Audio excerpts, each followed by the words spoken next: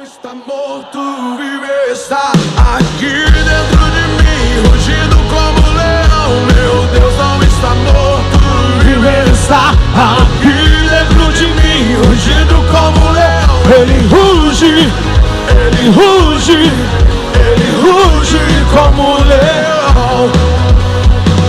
A esperança cresce, as trevas fugirão. Minha fé está morta, eu necessito de ressurreição. Quem pode cantar aí? Vamos lá, celebrando com essa vida aí. Em tua liberdade, nesse mundo eu vencerei. Grita! Meu Deus não está morto, vive, Ele está. Vai, rapaz, tá cheio de vigor, casou agora. Meu Deus não está morto, vive, Ele está rugindo com... Ele ruge, Ele ruge, Ele ruge como um leão. Dá uma glória a Deus aí, meu irmão.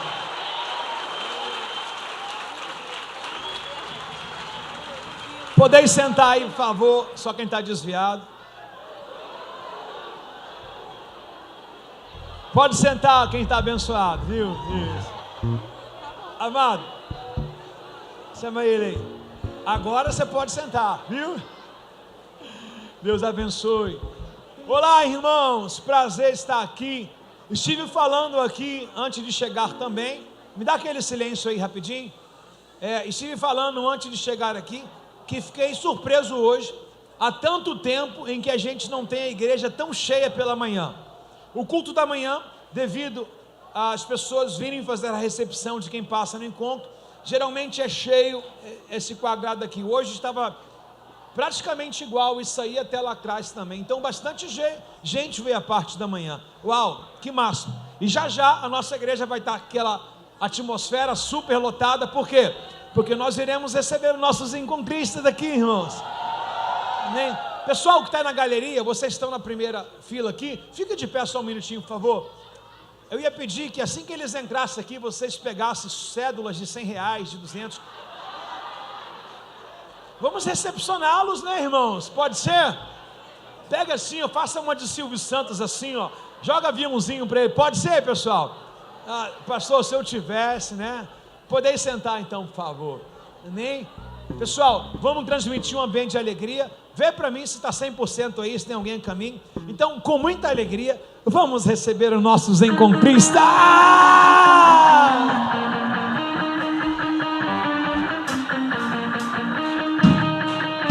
A mídia funcionando em todos os lugares da igreja. Vai, mídia!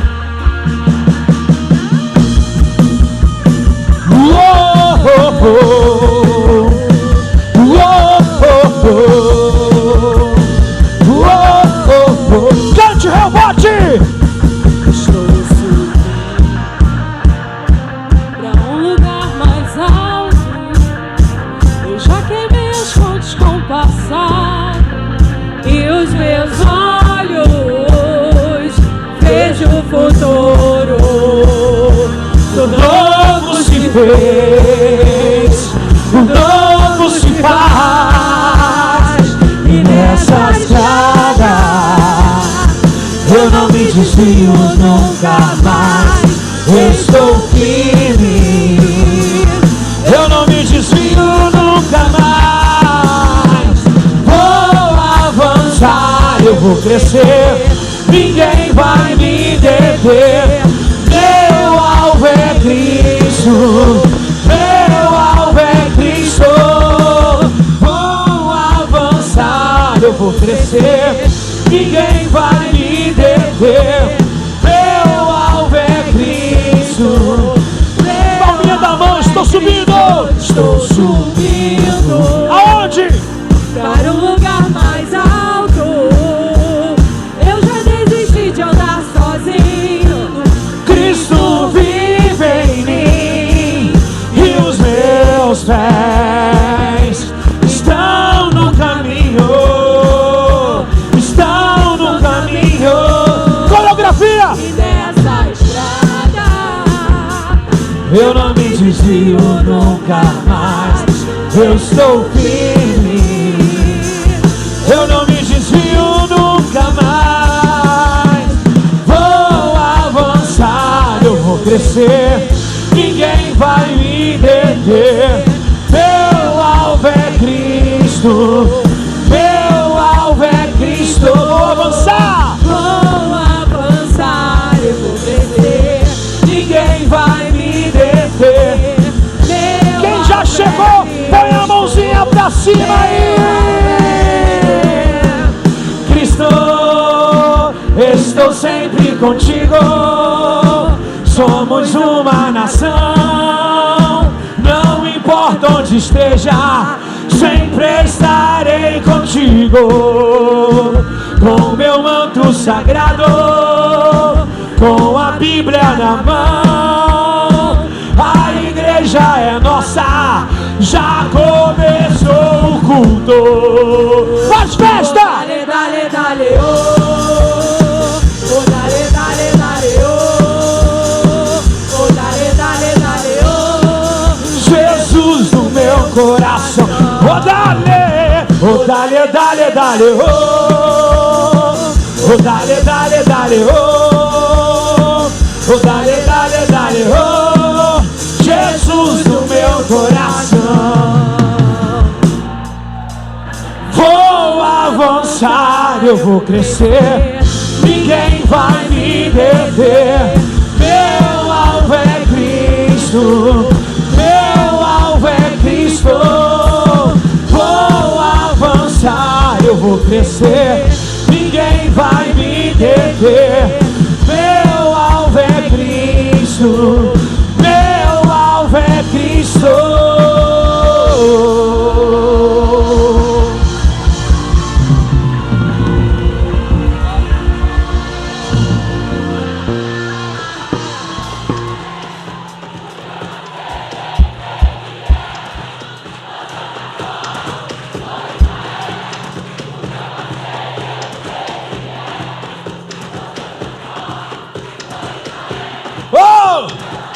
Como é que é? Como é que é?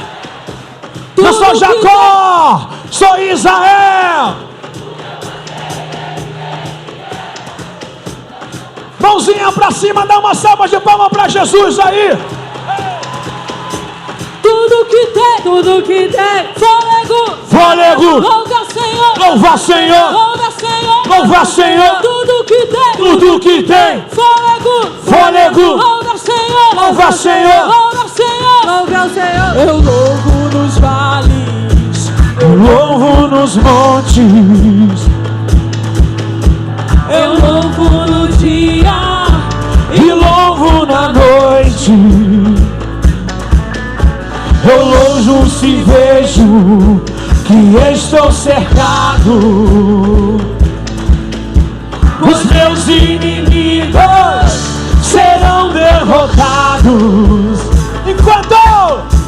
Enquanto eu viver, minha alma irá cantar. Louve ao Senhor todo o meu ser.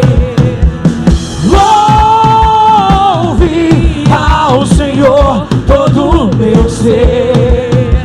Eu louvo se vejo, eu louvo se não. Eu louvo pois sei que estou em suas mãos. Guerreiro louvando em adoração. Com meu louvor, muralhas cairão. E quando eu... Peraí. Segura a mão quem está do seu lado. Essa pessoa está morta, não é possível. Mesmo se ele não quiser, segura a mão dele aí, por favor. Segura a mão dele. Balança para cá um pouquinho e fala: se você fosse no cemitério, era condizente o seu estado vegetativo. Mas você está na casa do Senhor. E na casa de Deus a doença tem que ir embora, a depressão tem que ir embora, a pessoa chata tem que ficar alegre. Puxa ela para lá um pouquinho. Aí em cima também, para cá um pouquinho. Fala assim, depois você resolve com Jesus, beleza? Enquanto eu viver, minha alma irá cantar. Louve ao Senhor todo meu ser. Louve ao Senhor todo meu. Louve ao Senhor todo meu ser. Não vou me calar, meu Deus, e prestar. Como não te adorar? Não vou me calar, meu Deus, vive estar. Como não te adorar? Ouvi Ao Senhor todo o meu ser. Ouvi ao Senhor todo o meu ser. As mãos para os céus.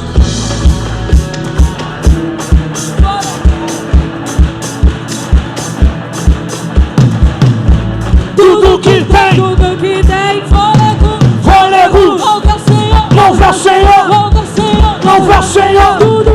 Tudo que tem fôlego, louve ao Senhor, louve ao Senhor.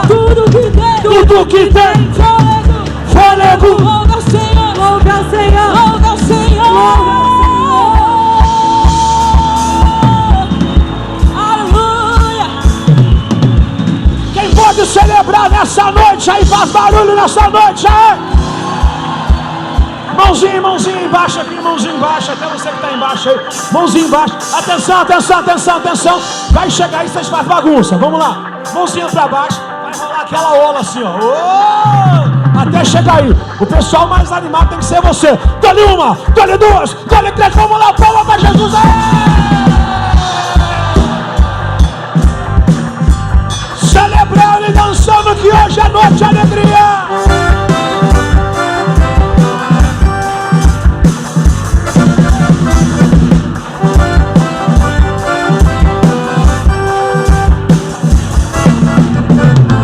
Tu és o Deus que quebra todas as cadeias. Tu és o Deus que quebra todas as cadeias. Destrói muralhas e derruba as fortalezas. Destrói muralhas e derruba as fortalezas. Tu és o Deus que cura todas as doenças. Tu és o Deus que cura todas as doenças. Que purifica, justifica e santifica. Oh! Tu és tremendo, maravilhoso e conselheiro, vitorioso, leão de Judá. Tu és a fonte de águas vivas e cristalina, que me sacia e me faz cantar. Aleluia, eu sou feliz em te amar, meu Salvador. Aleluia, eu tenho paz, pois encontrei no seu amor alegria, vida eterna e louvor.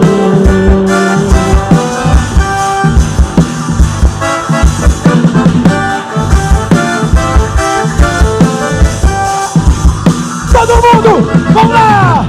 Videira, videira, videira, videira, videira, videira, videira. Dá um salto! Jesus Cristo, videira, videira, videira, videira, videira, videira,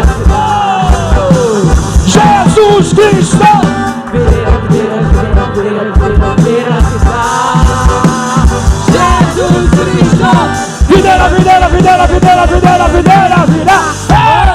Ao som da sanfona, da sanfona, da sanfona, da sanfona, da sanfona, da sanfona, da sanfona.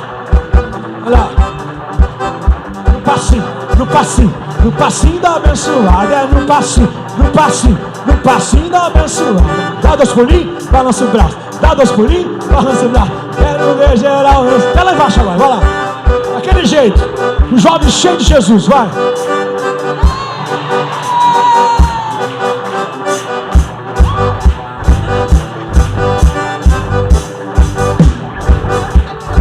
Manda aquela lá embaixo agora. Aquela pra cá. Que velho não faz.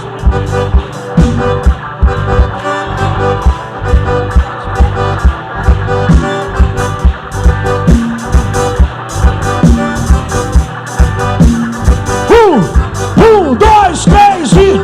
Videira, videira, videira, videira, videira, videira, videira. Jesus Jesus Cristo. Videira, videira, videira, videira, videira, videira, vida. Jesus Cristo. Videira, videira, videira, videira, videira, videira, vida. Videira, videira, videira, videira, videira, videira, vida.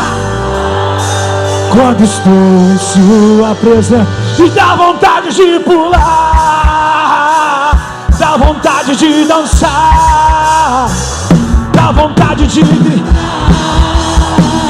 dá vontade de correr diante de ti, dá vontade de pular, dá vontade de dançar, dá vontade de gritar, dá vontade de correr, dá vontade de pular, dá vontade de dançar.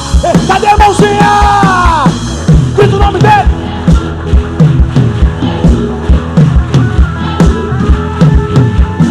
Vem, Senhor, encher esse lugar. Chuva de bênção, chuva de bênção. Vem, Senhor, encher esse lugar.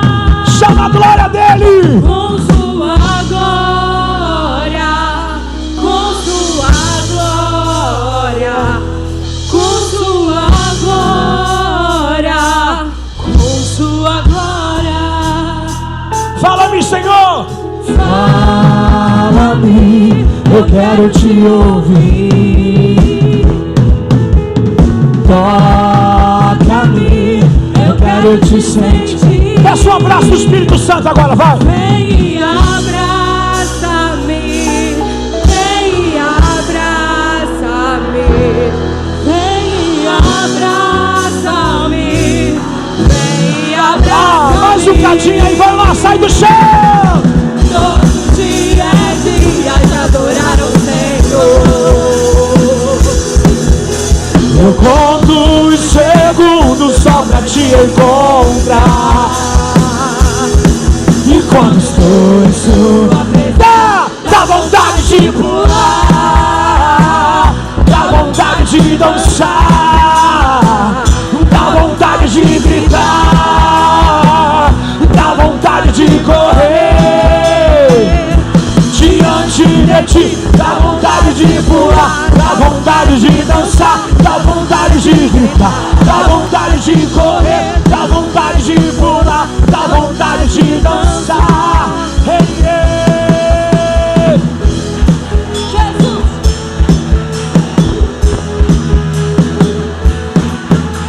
Dá uma salva de palma bem linda pra Jesus aí. Uou! O encontro é só quem é Jacó faz barulho.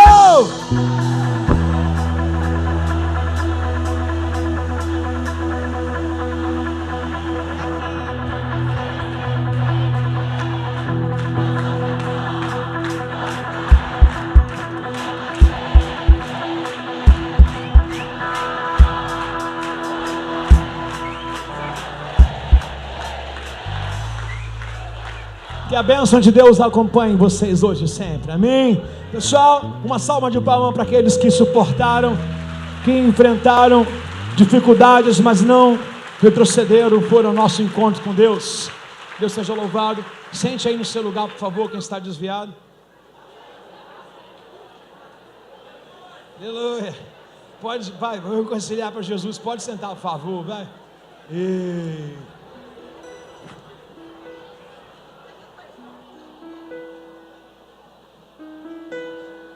Te agradeço por me libertar e salvar, por ter morrido.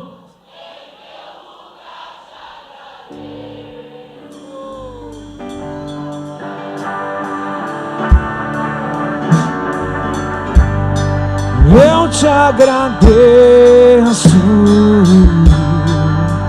te agradeço. Amém, amados? Peço aos irmãos agora que a gente consiga voltar ali os nossos ânimos, né?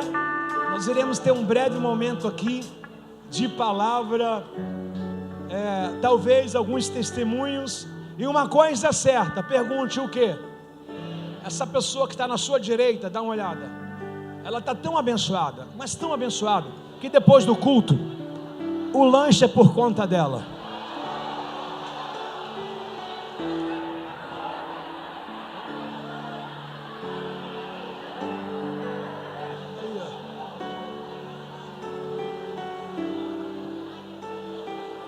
Amém? Vamos lá? Pessoal do encontro, peço a colaboração de vocês, para que vocês não fiquem dando um tchauzinho para eles aqui, nem oi, fazendo coraçãozinho. Essa não é a hora. Eu queria que a palavra também fosse pregada nessa noite, como sempre. Acredito que vai ter muitas conversões nessa noite. Hoje no nosso encontro com Deus, Pastor Jorge, quantas vidas batizadas? 7 vidas desceram as águas hoje no encontro com Deus. Quem desceu as águas, fica de pé, por favor.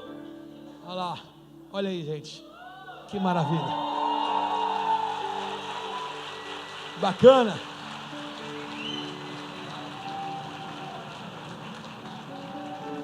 Isso tudo, gente, não é método de encontro, nem o nome de uma igreja, né?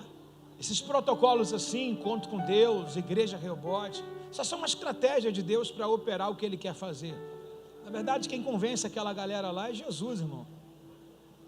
Quem estava lá atuante no encontro lá é Jesus, irmão. Nós somos totalmente dependentes da pessoa do Espírito Santo. Por isso que nós somos alegres assim, cantamos, pulamos, né? Pessoas oprimidas não pulam, não celebram. Elas não enxergam Deus como uma alegria. Quando Deus libertou o povo do Egito, Ele falou para Moisés assim: Moisés, liberte o povo para fazer uma festa para mim no deserto. Crente foi chamado para fazer festa. Talvez você entenda que crente foi chamado para comer. Não, isso é gula.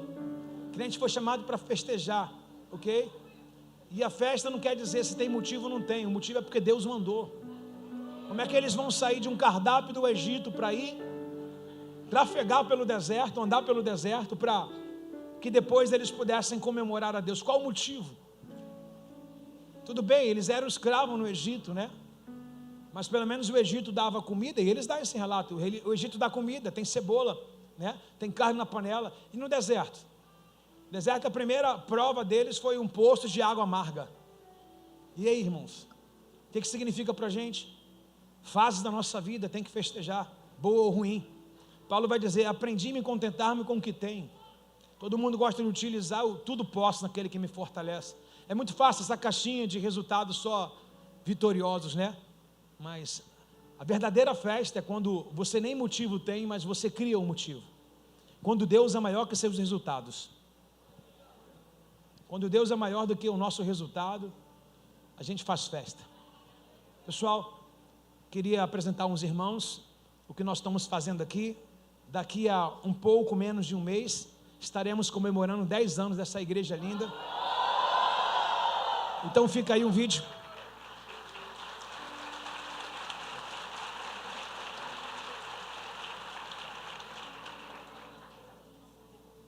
Bem alto o som.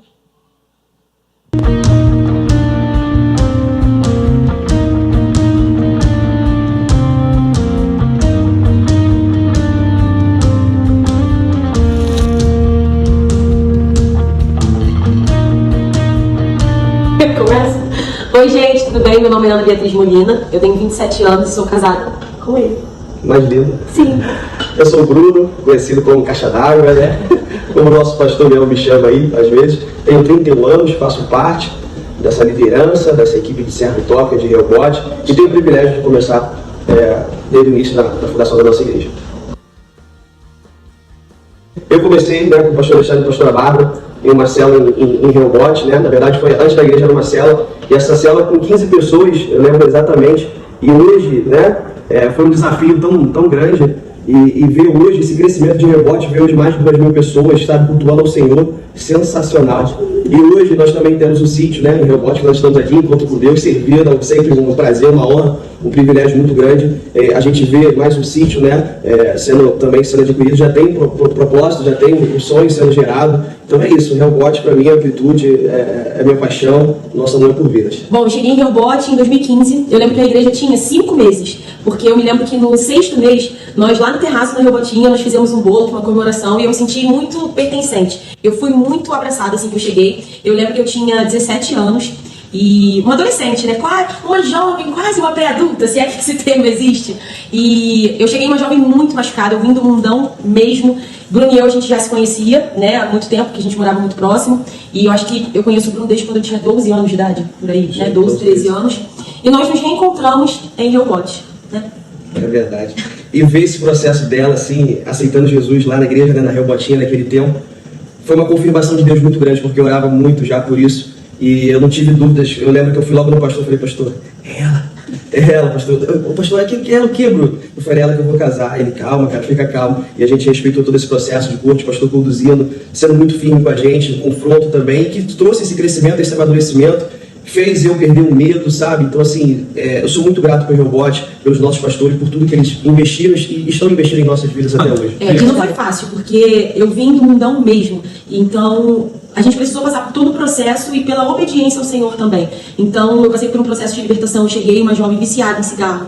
Eu me envolvi com droga, eu me envolvi com homossexualismo. Então, eu precisei abrir mão de tudo aquilo que eu havia me envolvido no mundo, por muitas feridas que eu tinha na alma, e me permitir ser tratada por Deus. Então, hoje, inclusive, quando eu olho para trás, eu não reconheço. É como se aquela Ana, ela nunca tivesse existido, porque, literalmente, Deus, ele faz nova todas as coisas quando nós nos submetemos e quando nós nos posicionamos. E eu me sinto extremamente grata ao Senhor, porque o Senhor restaurou a minha sorte. Eu tinha de tudo para poder dar errado, e Deus, ele restaurou as minhas emoções e me deu um casamento maravilhoso com um homem incrível. E eu não estou falando isso porque eu estou na frente das câmeras, mas de verdade, porque Deus, ele faz. Eu tenho um marido incrível, um homem que me protege, um homem que me ama, que eu me sinto muito honrada de ser casada com ele. Ele é o homem da minha aliança. E por mais louco que talvez isso pareça ser, o amor dele para mim vale mais do que 10 filhos. Eu amo muito você, de verdade. Sou grata a Deus pela sua vida.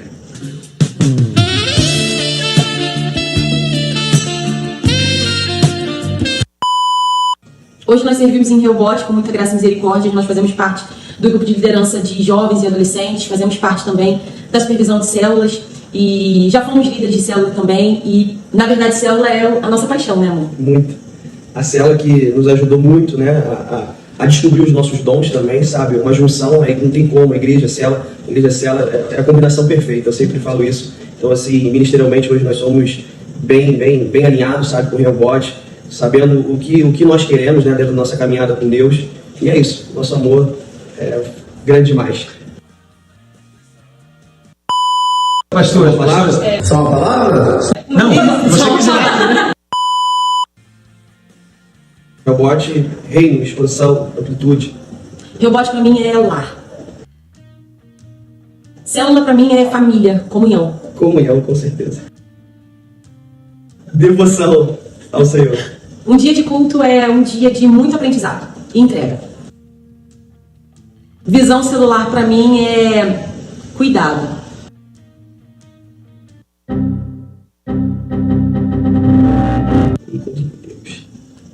Encontro com Deus é transformação.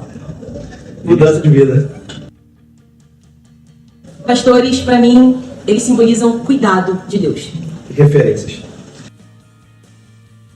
10 anos. 10 anos para mim, eu chego até me emocionado de tudo que eu falei, né, no início. De tudo que ser Rehoboth significa para mim, é sensacional, assim, viver. Desde quando nós começamos lá no início, no salãozinho, e ver o pastor com o sol, aquela correria, com tudo, e a gente vê hoje Rehoboth nesse processo. Para mim é tudo, Rehoboth significa muita coisa na minha vida. Eu sou muito grato ao Senhor por tudo que Deus fez. E a gratidão total, Senhor. Sim.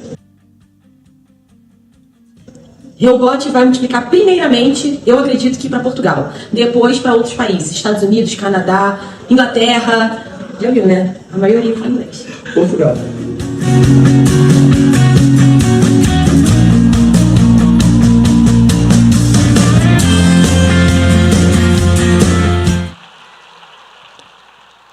Uau, que bacana. Será uma série de mensagens aí de testemunho que a gente está colhendo aí. Alguns já foram feitos, outros ainda serão refeitos, né?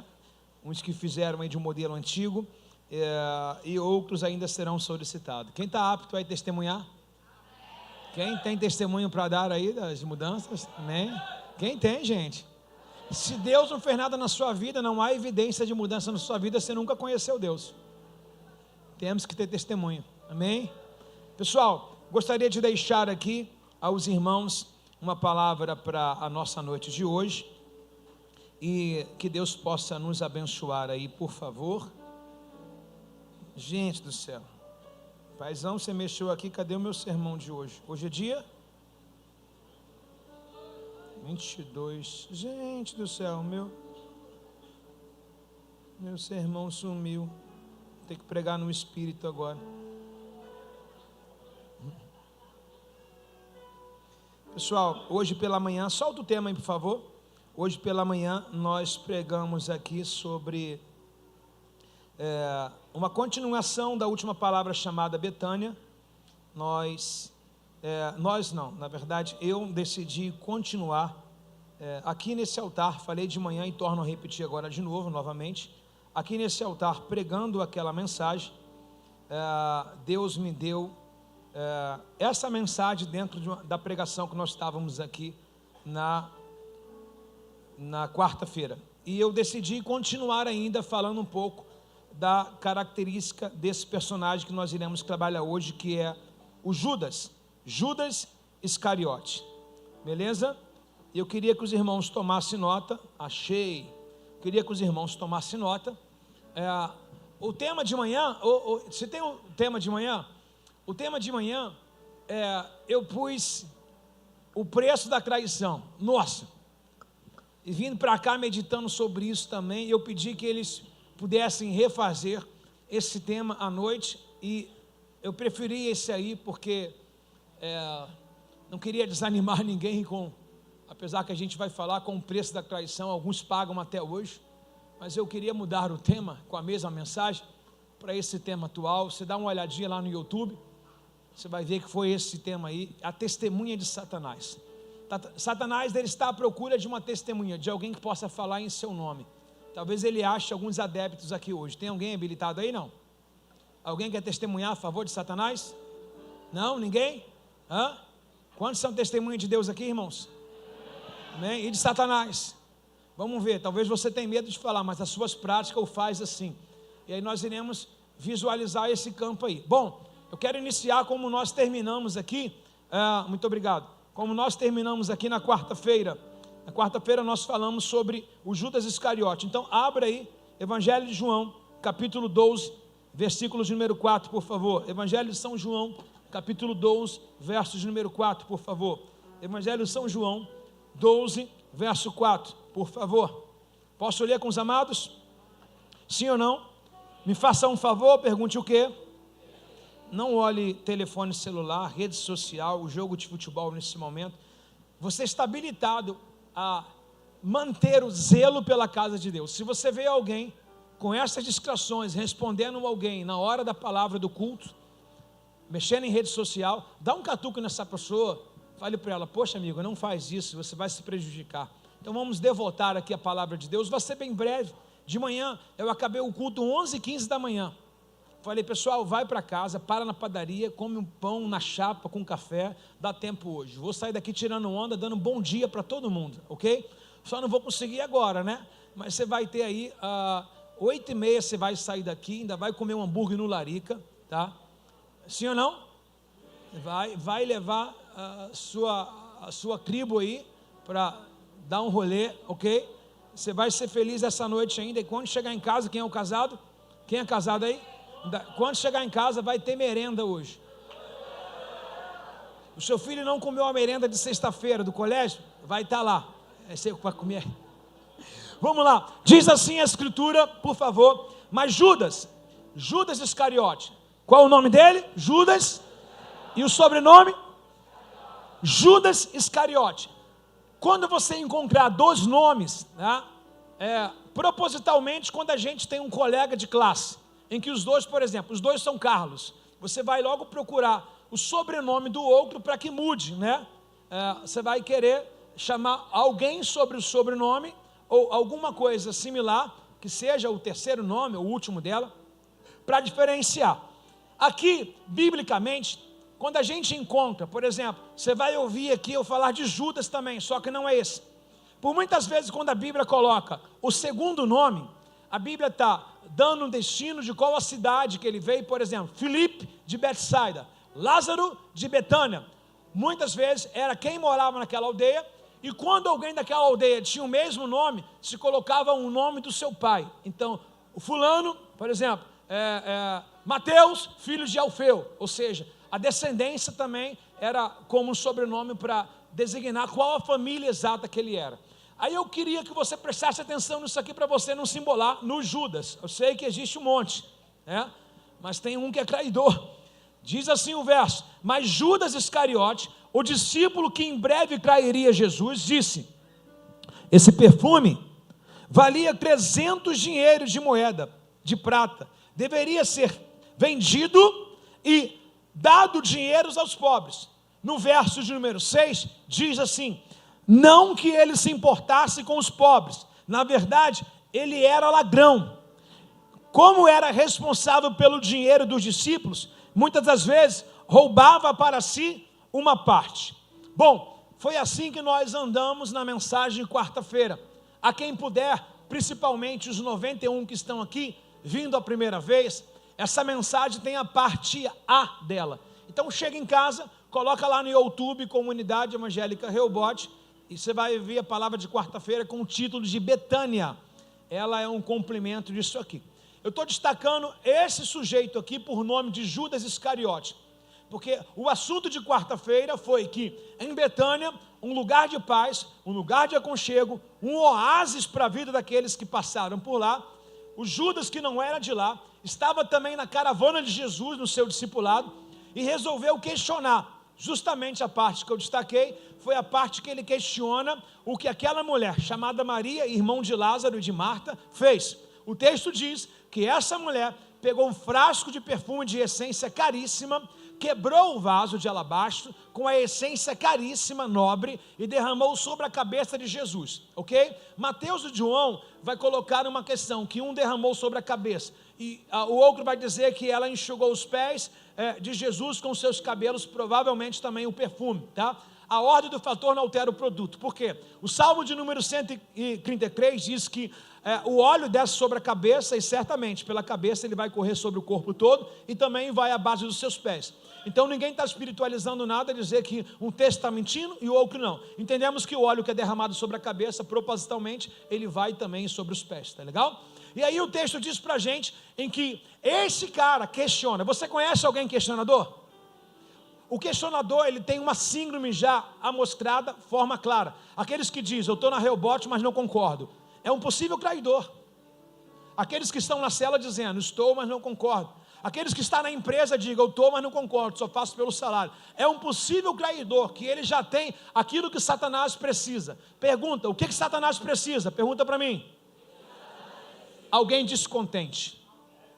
Quando ele acha alguém descontente, ele só vai minando, ele vai dizendo isso, fala isso, pensa isso, levanta essa tese, coloca a sua opinião, e vai se formando ali um traidor. Por quê? O Judas não foi chamado para levar esse título. Se você olhar o texto de João, o Evangelho de João, ele foi criado, foi citado, compilado, escrito no ano de 80, de 85 a 90.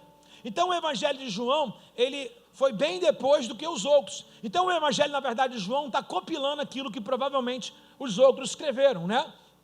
Então é uma escrita, uma narrativa, tá? Então ele dá o que Judas está fazendo agora e o que Judas vai fazer no seguinte, no posterior. Por exemplo, ele diz que Judas é aquele que possivelmente trairia Jesus, né? Como é que ele vai saber disso? Ele já sabe, então é uma narrativa do texto. Mas o interessante para nós aqui é saber que num ambiente como esse, sadio, de Betsaida, num ambiente de um trabalho saudável, irmão, é de se ligar o alerta, porque o Satanás, ele fica sempre, como a Bíblia diz em 1 Pedro, rugindo, bramando, buscando a quem se possa tragar. Paulo vai ser tão taxativo nisso, que Paulo diz, olha, quem está de pé, cuide para que não caia, né? Você chega num trabalho todo confiando na equipe toda, né? Mas mostra o teu potencial na equipe, começa a se destacar, o teu chefe começa a visualizar você, aí você é recém na empresa, mas tem alguém já com 5 anos de empresa, alguém mais indouto lá e conhecido. Essa pessoa, meu irmão, está se sentindo traída, porque quando o traidor, ele vê que tem alguém que está brilhando mais do que ele, se destacando mais do que ele tenta apagar. Ele tem esses costumes de dizer assim, ó, para que fazer isso? Para que tanto? Ele chama você de puxa-saco, ele diz que ele apelida você em tudo. Na verdade, ele está dizendo o que ele está vendo entre si. Porque o traidor, na verdade, o que ele está falando para outra pessoa é o que ele é. Ele só não está vendo o espelho, mas existe um espelho na frente dele. Aprendi uma coisa nessa caminhada. Pergunta para mim o quê?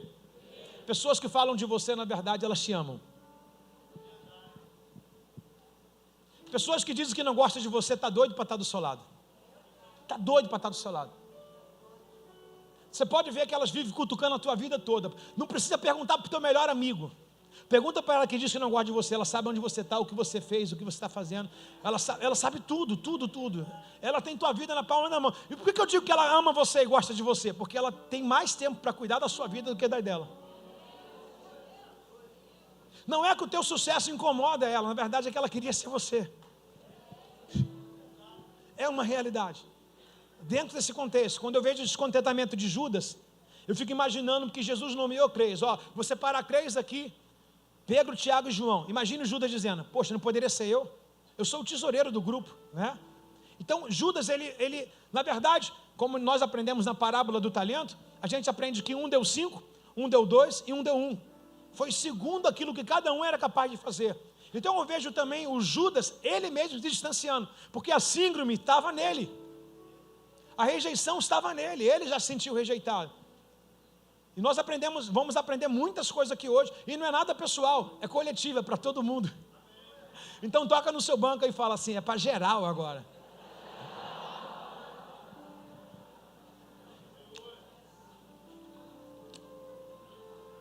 Uma coisa que eu aprendi também é que o traidor, ele tem um interesse próprio. Ele não tem um interesse coletivo, um bem maior alheio. Por exemplo, eu fiz aqui uma colocação, no domingo passado, falei sobre amor e paixão pelo próximo. Aí peguei lá naquela galeria lá, um cara que estava com a camisa do Vasco e outra do Flamengo.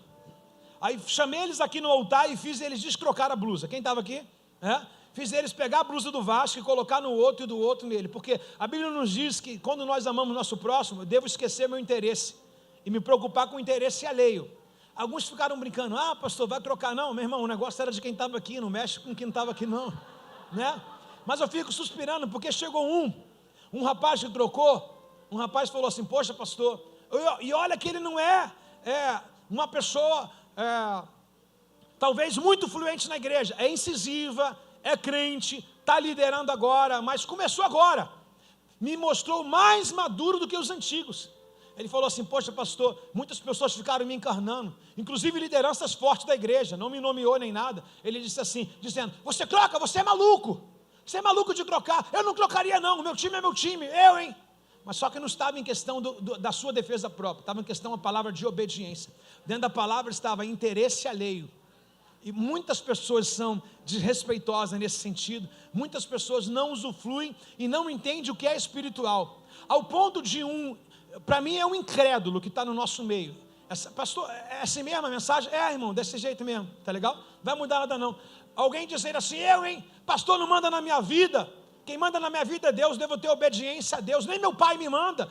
Quando ele disse para mim que o rapaz falou que nem um pai manda, eu falei, vou sair de longe desse cabra, porque esse cara tem ferida de paternidade. E alguém que tem dificuldade de conhecer a figura de um pai, jamais vai conhecer a figura de um patrão, de um pastor, de qualquer outra pessoa. Entendeu? Então você vê, as pessoas são assim, elas têm essa essência. Mas o que a gente deve fazer? Num ambiente desse, a gente tem que prestar atenção somente no perfume que está sendo derramado. Essa é a maior virtude nossa. Deixa falar, deixa pensar, e presta atenção na essência do perfume que está sendo aberto, ok? Não olha para a direita, não olha para a esquerda, foca na sua vida, foca na sua carreira ministerial, foca na sua devoção com Deus e deixa o mundo explodir ao teu redor. Só não perca a tua onda, só não perca a tua essência. Alguém pode aplaudir o Senhor aí?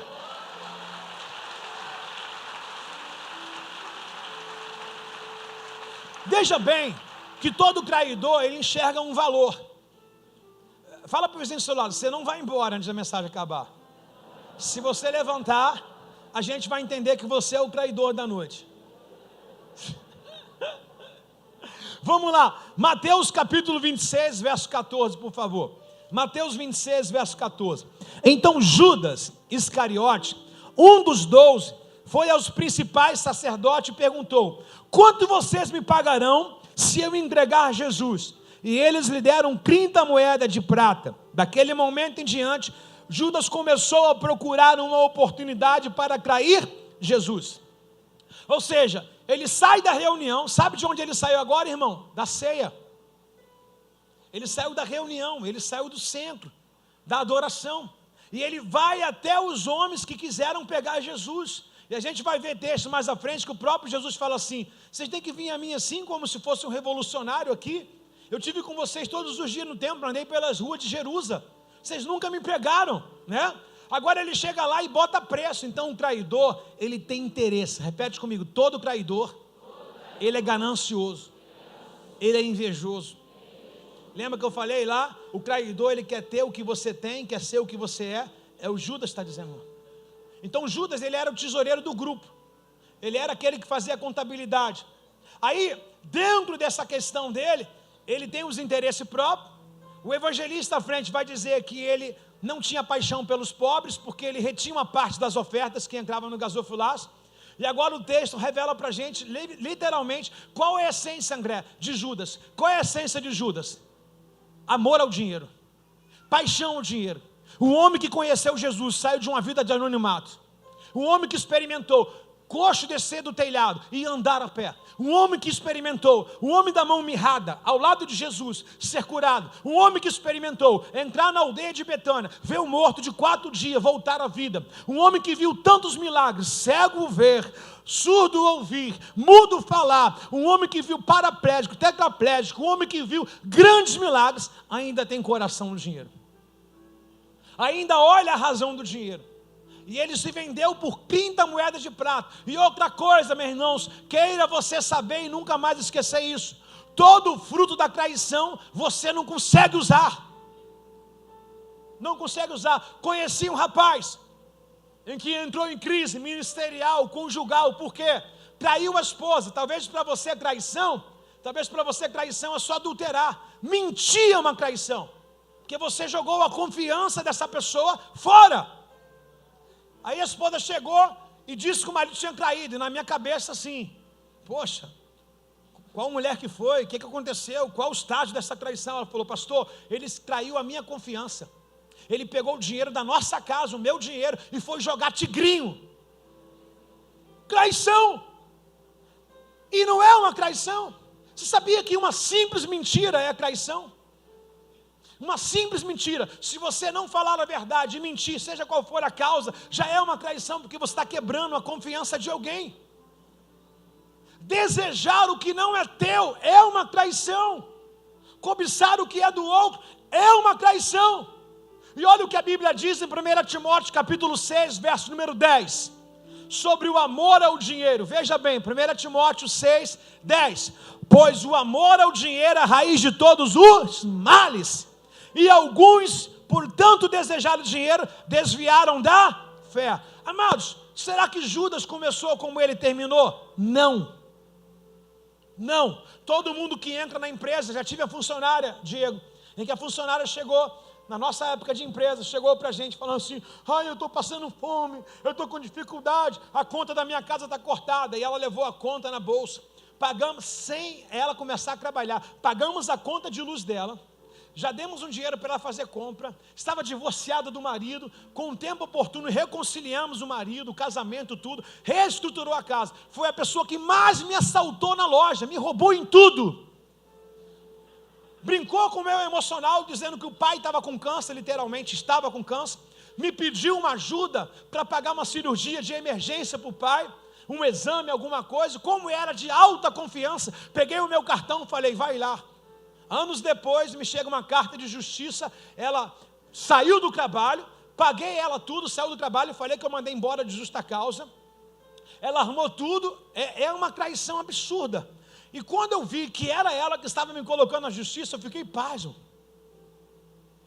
Falei: não acredito, gente, o ser humano mudou mesmo. Aí eu comecei a vasculhar o meu histórico com ela. Comecei a pegar e peguei histórico do cartão de crédito 2 anos atrás.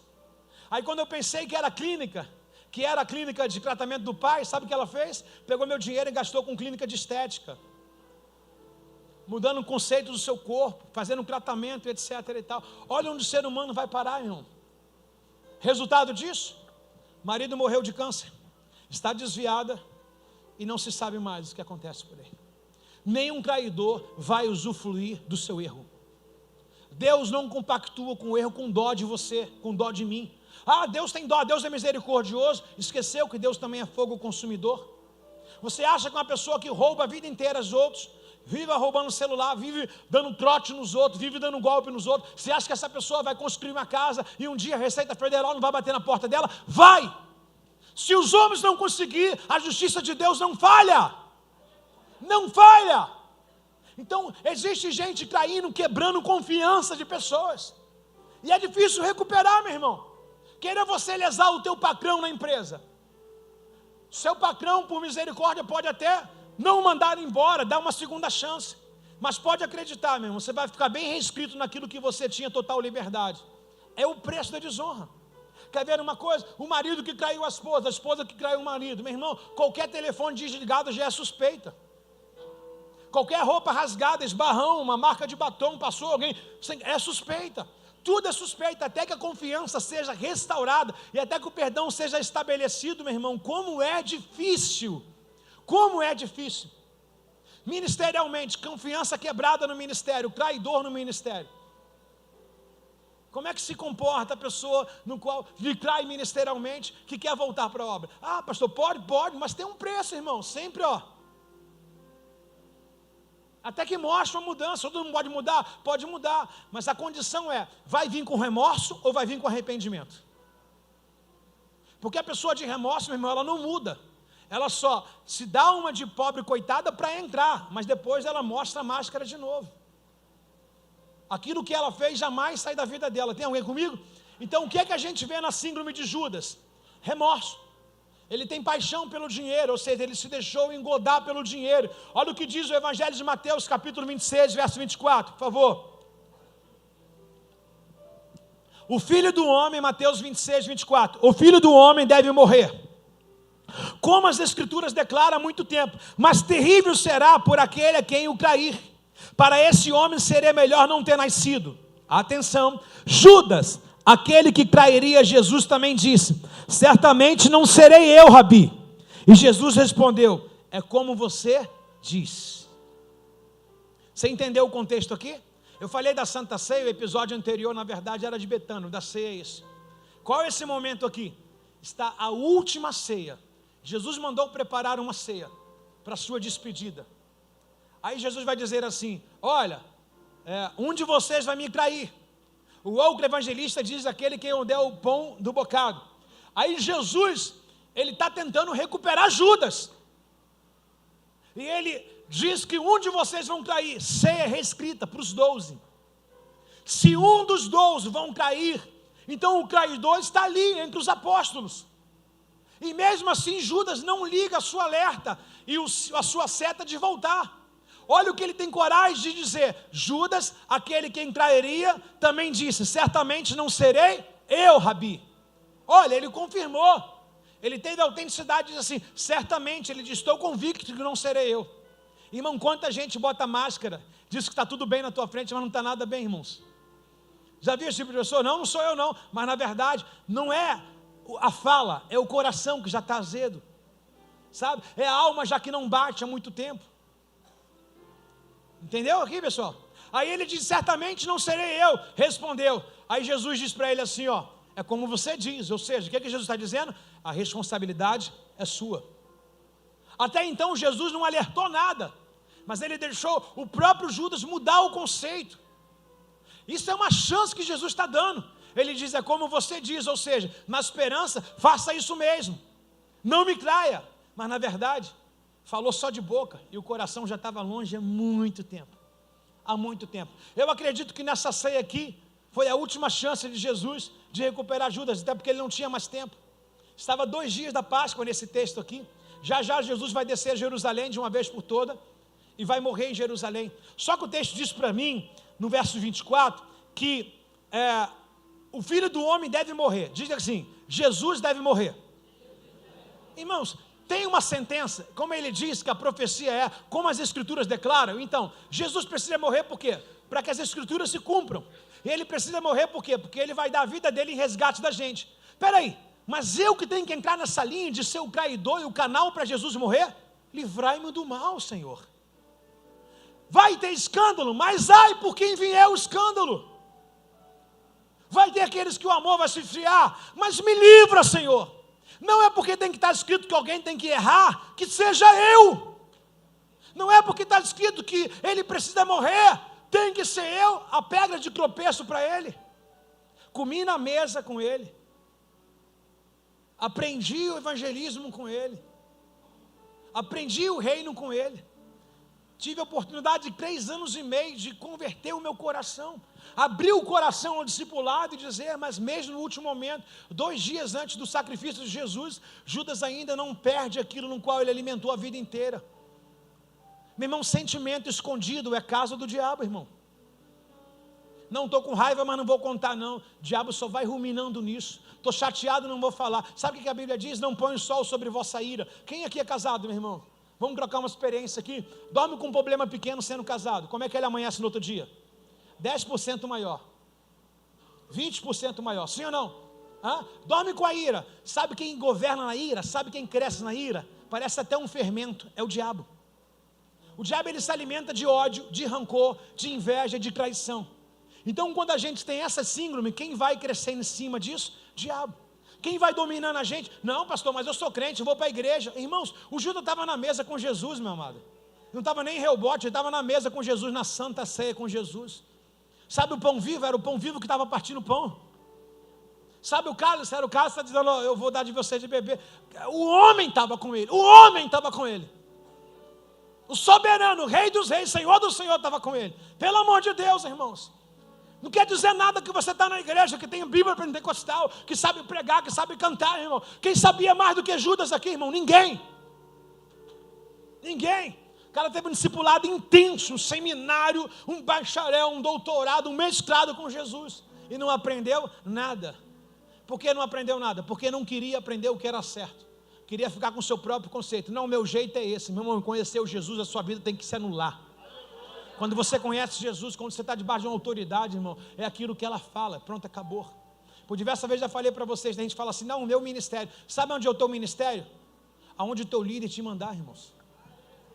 Tem um ditado que a gente aprende, o problema sabe o que é? Que as pessoas obedecem mais no quartel, no militarismo, do que na igreja. Por exemplo, esse rapaz falou de camisa, falou assim, pastor, eu sou militar, se o meu comandante falar, bota a blusa, eu vou botar, porque ele é superior a mim, mas na igreja quer tirar onda. E está dizendo que quer conhecer Deus. Uma vez que você anula uma autoridade que Deus coloca. Agora, se você não reconhece a autoridade, por favor, fique em casa. Fique em casa, não vem criar tumulto. Se você tem dificuldade para conhecer a autoridade, trabalha por conta própria. Não faça concurso. Vive isolado, com depressão. Agora, se você quer se relacionar, meu irmão, entende que a tua idade, a tua experiência, às vezes não vai valer. Entendeu? E quando você achar alguém que você acha que é menos que você, já fala uma coisa para você, Deus tratando você. Alguém menos que você, fazendo o que você sabe fazer, e não faz tão bem quanto você faz, pode acreditar, é Deus querendo resetar a tua vida em alguma área da sua vida. Tem alguém comigo aí, não? Então onde ele está? Ele está na Santa Ceia. O que ele está fazendo? Dando ceia. E ele está dizendo, olha pessoal, a profecia vai se cumprir, né? Trair-se uns aos outros vai acontecer. Aí levanta Judas e fala, não sou eu não. Alta proteção, não sou eu não. Irmãos, não sou eu não. Na frente de Jesus, você acha que Jesus estava olhando, ouvindo aquela voz ou sondando o coração? Eu enxergo o amor de Jesus pleno aqui, dando uma chance para ele. A riqueza é tão perigosa, irmãos. E eu ter o meu conceito é tão perigoso. Vou em outra história aqui. Bota o ouvidinho para cá. Lucas 18, Lucas 19. Tem uma parábola chamada Jovem Rico e Zaqueu. Presta atenção. Vamos falar desse jovem rico. Que interessante aqui é aqueles que se desviam por alguns motivos. Vamos lá. O jovem rico conhecia toda a lei, sim ou não? Jesus pergunta para ele, ou na verdade, ele pergunta para Jesus o que eu tenho que fazer para herdar a vida eterna. Jesus faz uma resposta para ele com pergunta também. Conhece os mandamentos? Ele diz, conheço e pratico desde a minha mocidade. E ele começa a ditar, não roubarás, não adulterarás. Ele vai ditando toda a Torá de Moisés para Jesus. Aí Jesus saiu do mandamento e foi para a graça, dizendo, então tá, a lei é olho por olho, dente por dente, e a graça é você caminhar 2 milhas, é apanhar numa face, dar na outra. vende o que tem, dá aos pobres e me segue. O que o texto diz? Que ele saiu cabisbaixo e muito triste. A história desse cara acabou. Então nós estamos lendo duas histórias até agora de Judas, que a gente sabe que foi um suicida, e de um jovem rico que saiu perdido. Por causa de quê? Na hora do discipulado se prender aos seus próprios conceitos e questionamentos. Por exemplo, andei com Jesus, no caso de Judas, e não tomei o conceito de Jesus. No jovem rico, tive com Jesus, mas não quis fazer o que ele mandou. Então, até aquele momento do jovem rico, o evangelho era o evangelho do jovem rico, não o evangelho das boas novas. Então tem gente falando o meu evangelho, a minha forma de pensar, a minha doutrina. Irmãos, relacionamento com pessoas. Todo mundo sabe da ordem. Agora eu quero ver todo mundo receber ordem. E é o que a gente precisa entender. Está comigo aí, irmãos? Lucas capítulo 22, verso 2. Os principais sacerdotes e mestres da lei clamavam uma forma de matar Jesus, mas tinha medo da reação do povo. Então Satanás entrou em quem? Em Judas Iscariote, um dos 12. E ele foi aos principais sacerdotes e capitão da guarda do templo combinar a melhor maneira de entregar Jesus. Você vê, o que a Bíblia diz aqui para a gente? Não deis lugar a Meu irmão, quem brinca com fogo amanhece mijado, irmão. Eu vou para a chuva, mas não vou me molhar. Não tem como! O que a Bíblia nos ensina agora? Não deis lugar a diabo. Qual é o sinônimo que a gente está dizendo? Satanás está mentindo para Jesus. Judas está mentindo para Jesus. Judas está na mesa, mas só sentado, não é mesa na parada. Aí Satanás agora fala, agora peguei. Por quê? Porque agora ele conseguiu entrar de vez em Judas. Ele começou entrando em Judas naquilo que Judas falava, na mentira. Ele começou entrando em Judas naquilo que ele não queria ouvir de Jesus. Já uma vez que ele não quis ouvir e não quis falar a verdade, o que Satanás fez? Isca para ele. Lançou um anzol com uma isca na frente e ele guardou. Você acha que a Eva comeu o fruto no primeiro dia da visitação da serpente? Eu digo para você que não. Também não vou dizer quanto tempo foi, nem vou chutar, porque antes do pecado, a Eva e também o Adão, eles não tinham tempo. Eles viviam num tempo de Deus. E o texto diz, para você entender a parte de Deus, que Deus visitava o jardim com frequência. Então imagine se Deus visitava o jardim com frequência. Na narração, então a serpente por longos dias tentou também ludibriar a Eva e mostrar aquilo que não podia para Eva. Assim como Judas, no discipulado de Jesus, quis olhar para aquilo que era proibido, a serpente também quis mostrar aquilo em que não era permitido. Quando Deus criou o jardim, Deus colocou, irmão, milhares e centenas de árvores frutíferas. Deus falou assim, pelo amor de Deus, meus filhos, só me obedece uma coisa. Deus pede obediência. O que Deus falou? Não coma dessa árvore que está no meio do jardim. Porque se comer, você conhecerá o bem e o mal. E aí que está, meus irmãos. A gente tem esse ego ativado nosso. Tudo que é proibido a gente quer fazer. Engraçado que a gente não gosta de receber ordem. É arriscado você dizer para o teu filho assim, não quero que você arrume a casa. Ele vai e arruma a casa. Se você pedir, ele não arruma. A gente costuma fazer o que não pede a gente. Parece que pede, a gente fala, está me pedindo, está querendo tirar onda comigo. Mas não é, irmãos. Você está entendendo aqui? Então a serpente, ela visitou Eva por diversas vezes. Mostrando o que para Eva? Mostrando um novo conhecimento. A gente está num século, irmão, o pior século para se pregar a palavra. Pergunta por quê? Tem alguém comigo aí, não? Pergunta por quê? Porque está cheio de doutor no YouTube. Cheio de mestre no YouTube, cheio de professor no YouTube. Cheio de gente descaracterizando esse evangelho. Cheio de gente com revelação de CPF. Cheio de gente falando da sua vida. Quando você olha Saul, consultando lá o vidente, você vê que Saul estava desviado, o espírito já tinha saído dele. Então quem vive atrás de revelação não tem nem o espírito para falar no coração, irmãos. A gente está numa disputa ferrenha. Você está aqui pregando meu sermão, de repente, só porque você conhece um pouquinho só.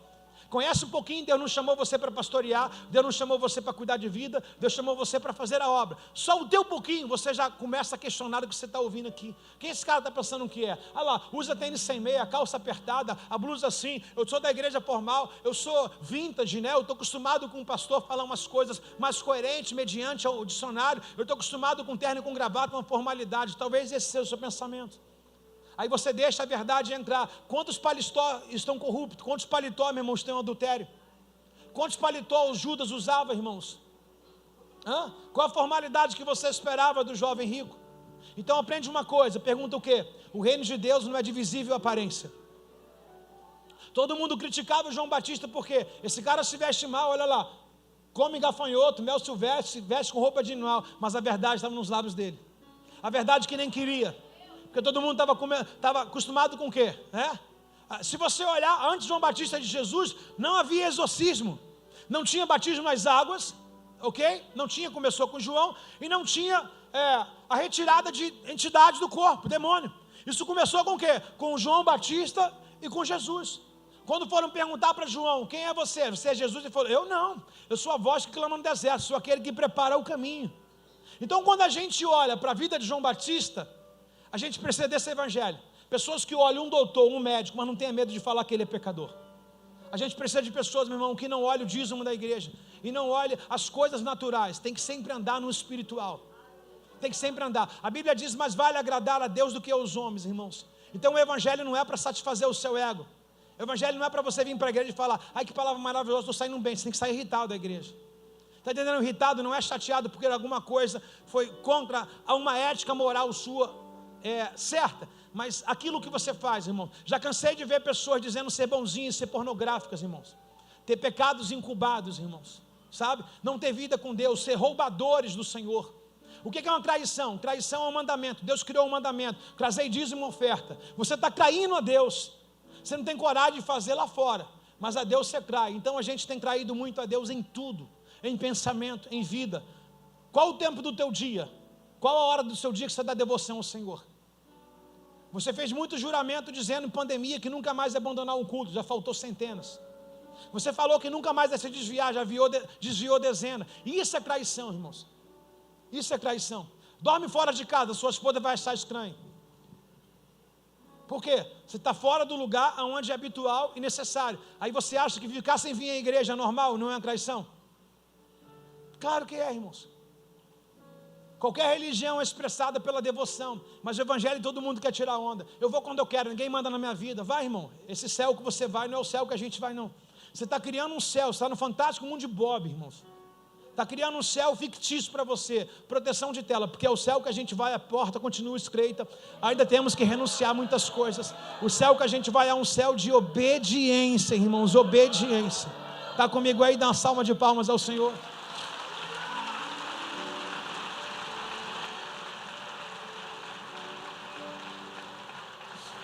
Irmãos, Satanás entrou em Judas, diga assim, Satanás entrou em Judas. Caramba, irmãos, como a gente vê isso com a naturalidade. Pessoas dando lugar ao diabo com suas ideias. Lembrando que o discipulado aqui são 12 homens. Satanás falou assim, eu não vou entrar em quem está distante de Jesus. Não vai ter efeito. Por exemplo, o irmão de Azul, esqueci, o esposo da... É você mesmo. Esqueci. Lucas, toca no Henrique. Daí onde você está. Dá não? Dá um soco quem está do seu lado, no braço, devagar. Dá um soco. Como se fosse machucar. Daí, dá um soco nele aí, por favor. Dá um soco no Henrique, de onde você está. Irmão, Satanás vai usar ele para machucar quem? O Henrique não tem feito. Vai machucar quem está do lado. Satanás, ele precisa de uma mente que está mais próximo de você. Por que é traição, irmão? Traição, alguém que não te conhece na rede social está falando de você, você fala, ele me conhece. Agora, irmão, pega um da tua casa. Pega um próximo no qual você dá credibilidade. Pega um próximo no qual você instrui e alimenta. Quer ver uma coisa? Suponhamos aqui, você alimentou o teu filho a vida inteira. Aí você descobre uma traição do seu filho. Seu marido foi leal a vida inteira, 20, 25 anos, 30 anos de casado. Aí você descobre uma traição da tua esposa. Como é que você fica, irmão? Balançado. Então o que Satanás ele quer fazer? Ele quer pegar quem está mais próximo de você. Aí eu não vou chamar a atenção de Jesus e quem é você, vou chamar a atenção dos que estão ao seu próximo de você. Cuidado que Satanás está doido para pegar. Doido, porque ele quer as ideias dele, ele quer a mente dele. Ele precisa de uma forma corpórea, irmão, corpórea. Satanás é burro, mas ao mesmo tempo ele é inteligente. Ele é burro porque ele sabe que Deus tem todo o poder, ele vai contra Deus, ele é idiota. Pastor, está falando mal do diabo? Sim, estou falando mal dele. Sou inimigo dele, não gosto dele, sirva a Deus. A Bíblia diz que todo aquele que é inimigo de Deus também deve ser meu inimigo. Então como é que eu vou falar, Satanás, sabe, fica no teu cantinho, no meu não, eu preciso declarar que eu sou contra ele. Por quê? Quanto mais ele tenta contra a minha vida, mais poder e graça Deus dá pra gente. Entendeu? Então, quem é inimigo de Satanás? Olha lá, tem muita gente que tem medo. Não tem? Quem é inimigo de Satanás? Levanta a mão. Se você tem brecha, ele deve estar rindo. Você. Acho que ele se manifestar e dizendo assim: nós somos parceiro, fechamento, vamos lá, ao mesmo tempo que ele é inteligente, ele também é burro. A parte burro é porque ele tenta contra Deus. A parte inteligente é que ele sabe ganhar o coração das pessoas. Eu fico imaginando como é que os anjos começaram a ouvir Satanás e deixaram de ouvir a Deus. A lábia dele é muito boa. O que ele vende? Ele vende o que parece ser verdade, mas é mentira. Ele vende carisma, ele vende afeição. Primeiro, Satanás não faz inimigo. Ele não vai aborrecer ninguém. Não faz inimigo. Não vai aborrecer ninguém. Ele vai te abraçar. Satanás não tem filho feio. Todo mundo para ele é bonito. Satanás não dá esporro, porque o cara quer voto. Vai ficar brigando à toa, queimando o filme dele. Então o Satanásão, ele é popular. Entendeu? Ele é do povo. Entendeu? Ele é amigo de todo mundo. O cara quer seguidor, o que o cara vai fazer? O cara não vai botar um vídeo na internet denunciando pecado. Ele vai botar ferramentas que funcionam para todo mundo. Por quê? Ele quer ser amigo de todo mundo. Duvido que Satanás prega uma palavra de pecado. Não pega, vai dar um tiro no pé dele. Como é que ele vai falar dele mesmo? Não vai. Entendeu? E aqueles que não pregam contra o pecado, é fechamento com ele. E aqueles que talvez nem pregam, mas vivem na prática do pecado, é um com ele. Vai. Só que o texto vai dizer mais à frente para a gente, em Lucas capítulo 6, verso 13. Dá uma olhada, por favor. Quando amanheceu, Jesus reuniu seus discípulos, escolheu 12 e nomeou os 12. Simão, a quem ele chamou de Pedro, verso 14. Pedro, André, irmão de Pedro. Tiago, João, Filipe, Bartolomeu, Mateus, Tomé, Tiago, filho de Alfeu, Simão, apelidado de Zelote, Judas, filho de Tiago, não é Iscariote, e Judas Iscariote, que se tornou o seu traidor. O texto termina dizendo que Judas é o traidor, mas olha como é que o texto começa. Olha só, no verso 13. Quando amanheceu, reuniu seus discípulos, escolheu 12 para serem o quê? Fechei. Jesus chamou Judas para ser pedra de tropeço? Para ser o traidor? Ele chamou ele para ser um apóstolo do avivamento. O Senhor te chamou para você ser uma pedra de tropeço? Um fofoqueiro de plantão? Um questionador? O Senhor chamou você, te empoderou para quê? Para você ser uma tocha, uma chama do avivamento. E o texto, na chamada de Judas, paralelo com o final da sua vida, ele não era o que ele se tornou. Então a gente pode ser bom no início, mas pode ser amargo no final. Em 10 anos de rebote você pode ter mudado. Em 1 ano de rebote você pode ter mudado. Talvez você não é o mesmo.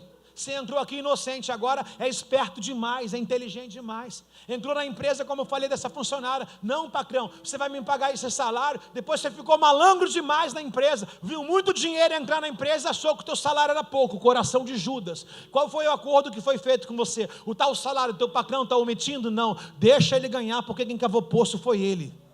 Você acordou e apertou a mão dizendo que era aquele salário. O que pode estar dentro de você? A síndrome de Judas, inveja, se apoderando daquilo que não é seu. E o próximo passo seu é o quê? Tentar roubar alguns itens da empresa, tentar defraudar o teu patrão, achando que ele tem muito, que ele faz você de escravo. Só que você assinou um acordo e o teu salário está em dia. O escravo, na verdade, é você do pecado, da ganância e do erro.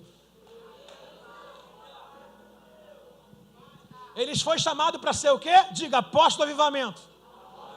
Por favor, gente, ele foi chamado para ser o quê, irmãos? Apóstolo. O que ele se tornou? Traidor. É possível pessoas boas terminarem ruim? É. É possível você começar bem e depois... o texto do Apocalipse diz, eu tenho porém contra ti que deixaste o primeiro amor. Se o texto diz que alguém deixou o primeiro amor, ele tinha o primeiro amor, mas ele perdeu o primeiro amor. A parábola das 10 virgens que foi citada agora há pouco tempo, as botijas delas estavam cheias, elas vaziaram e esqueceram de repor. Ou seja, então o que a gente está vivendo aqui? Nós fomos chamados, irmãos. Lembra do que eu falei? Paulo vai dizer em Coríntios, quem está de pé, vigie para que não caia. Todo dia a cauda de Satanás quer derrubar pessoas. Olha a cauda aí, irmãos. Derrubou um monte agora. Olha a cauda aí, irmãos. Todo dia há uma investida do inferno para derrubar a nossa fé, irmãos. Todo dia Satanás manda mensagens e mensagens para a nossa mente, para nós desanimarmos, irmãos. Sabe o que Satanás quer que a gente faça? Que a gente seja um suicida. A intenção de começar a minar a mente, a intenção de começar a minar o coração, desmotivar. Eu tenho a minha concepção aqui. O Judas estava tão doutrinado a Satanás, que Judas achou que Jesus era errado. Porque quando ele coloca assim, deveria ter vendido e feito isso, ele está dizendo que Jesus errou com a oferta. Ele já não acredita mais no ministério de Jesus. Ele já não acredita mais que Jesus é aquilo no qual o chamou ele. Irmãos, fala para a pessoa do seu lado, você foi chamado para ser um apóstolo do avivamento. Cuidado com as ideias da sua mente. Cuidado como tem andado o seu coração. Está comigo ou não está? Está comigo ou não está? Está comigo ou não está? Vamos lá. Então eles foram chamados para ser um apóstolo do avivamento, ok? E qual é a intenção nossa aqui? A intenção nossa é saber que o papel do diabo está sendo cumprido. Qual é o papel do diabo? Roubar, matar e destruir. Fala comigo de novo. Roubar e matar, destruir. Essa é a intenção dele. Agora, pasme, irmão, pasme aqui. Mateus 27, verso 3. Quando Judas, o que havia traído Jesus, viu que tinha sido condenado à morte. Mais uma vez, quando Judas, o que havia traído Jesus, viu que tinha sido condenado à morte. Quando Judas, que havia traído Jesus, viu que Jesus havia sido condenado à morte, encheu-se de quê? Remorso. E devolveu as 30 moedas de prata aos principais sacerdotes e líderes do povo, dizendo, pequei, traí um homem o quê? Inocente, o que nos importa. Retrucaram isso, e eles disseram assim, o problema é seu. O problema é seu. Mais uma vez, vou reforçar, todo traidor não usufrui do resultado no qual ele traiu.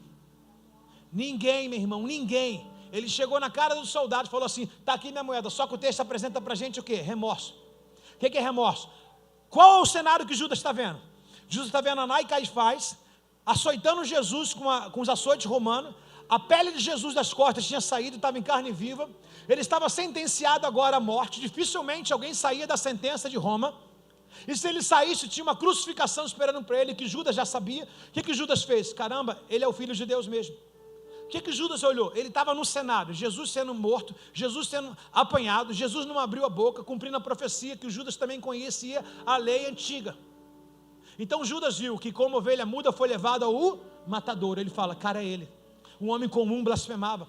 Um homem comum, ele dizia, me solta daqui, me tira daqui. Quer ver um homem comum? Os 2 ladrões na cruz. O que o outro ladrão falou? Me solta daqui, se tu és Jesus, me salva, salva-te a ti mesmo. O homem comum foge na hora da morte. Mas ele falou, é ele mesmo. É o Filho de Deus que nasceu para morrer pelos nossos pecados. Só que, irmãos, incrível essa história. Porque nesse momento em que Judas vê, em que Jesus está sendo sentenciado e possivelmente vai ser levado para a cruz, nesse momento ele tenta sair. Mas ele estava tão imperdoável, ele estava tão cheio de rancoroso, cheio de remorso, que ele chegou aos homens no qual ele fez o trato e falou, eu quero desfazer o desprato. E aí, meu irmão, onde Satanás pega a gente? O que Satanás quer? Já vi cansar um monte de vida sair da igreja. Saiu motivada, saiu com o tanque cheio. Saiu disparando, não, porque agora Deus me chamou, etc e tal. É o Judas. É o traidor. Está cheio de si. Acabou a autodependência, agora conhece muito, etc e tal. Foi o que Judas fez. Até a traição de Judas e até Jesus ser crucificado, o gás foi acabando. Ele foi andando e a energia foi acabando, porque a energia era quando ele estava em obediência ao seu Senhor. E a energia foi acabando, até que ele entrou no remorso. Ele chegou aos maiorais e falou assim: toma aqui as moedas. E o cara diz na cara dele: eu não tenho nada a ver com isso, o problema é seu, resolva. Ué, mas não era um parceiro? Era um parceiro. O que o diabo quer, meu irmão? O diabo quer fazer isso mesmo, quer tirar Ló de Abraão, para jogar o Ló em Sodoma e Gomorra. O diabo quer, meu irmão, que você pegue a sua vida e entre em cima de uma passarela e fala assim: ninguém te ama, tira a tua vida. Mas no momento em que você descer aquela passarela, aquela opressão maligna que está na tua cabeça, aquele coração desejoso de que você tirar a sua vida, vai sair. Quando você tirar os pés, que o teu chão acabou, quem está ali sofrendo é você. Você que vai sofrer. Lembra aqui do que acabamos de ler? Ele falou assim: é contigo mesmo, se vira. Ou seja, Satanás na verdade ele quer potencializar o nosso erro, mas na hora em que a dor vem para a gente, ele fala: sofre você sozinho.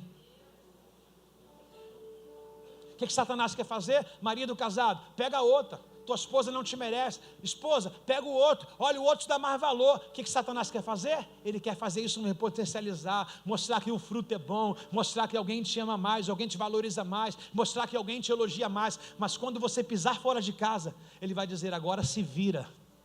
Foi o que ele fez com o filho pródigo, alimentou o filho pródigo na casa do pai, dizendo: sai, você é dono da herança, pega a sua herança, pode sair, ninguém manda em você. Mas quando o filho pródigo foi perdendo a energia, o Satanás falou para ele: agora fica aí tomando conta do porco, e saia você sozinho, se vira você sozinho. Está comigo aí não? É o que Satanás quer fazer. O que ele quer fazer? Ele quer esmagar a imagem de Deus. Ele quer acabar com o relacionamento entre pessoas. Ele quer trazer discórdia. Lembra de João 10:10? Ele veio para roubar, matar e destruir. Tem outra coisa que eu vou falar para não alongar mais. Quando Jesus foi preso, ele estava no Getsêmani. Quem chega para dar um beijo a ele? Judas. Não vou dizer para você que estava escuro, e nem que Jesus não tinha um reconhecimento. Jesus era a pessoa mais conhecida. Você cansou de ver aqui Jesus entrando para um lugar e centenas de pessoas seguindo. Um cego, até um cego: Jesus, filho de Davi. Então Jesus era conhecido por todo mundo. Só que quando Judas foi levar a tropa romana e os líderes religiosos dos tempos também para pregar Jesus, o Judas chegou, ainda assim, antes dele suicidar, o Judas chegou até Jesus e foi dar um beijo a ele. Agora se espante com essa história. Jesus olha para Judas e fala para ele assim: Judas, você tem coragem de trair o filho do homem com um beijo? Sabe o que Jesus está dizendo com essa frase? Afeição. E Jesus chama ele de traidor. Por que Jesus chama ele de traidor? Eu acredito que nessa cena, pensa comigo, volta lá no jardim de Getsêmani, Jesus vai ser traído e falou: está na hora do filho do homem ser entregue. Me vem na frente. Até então ninguém sabia que Judas era o traidor. Todas as histórias que eu li são histórias comentadas. E para elas serem comentadas, o texto está sendo contextualizado ainda, então eles não sabem o que vai acontecer. Mas quem estava com Jesus ali no Getsêmani? Todos os outros discípulos, os 11. E quando Judas entra no corredor, chegando até Jesus, imagine ouvir aquele barulho de mato e o Pedro dizer: quem está aí? Aí ele: não, é o Judas. Pode ficar tranquilo, pessoal, desarma aí, desarma. Pedro desarmou. Jesus teve que chamar a atenção de quem era o perigo. Aí o Judas veio e deu um beijo. Jesus mostrou o que? Afeição. Pedro baixou a espada, todo mundo ficou tranquilo e falou: é um dos nossos.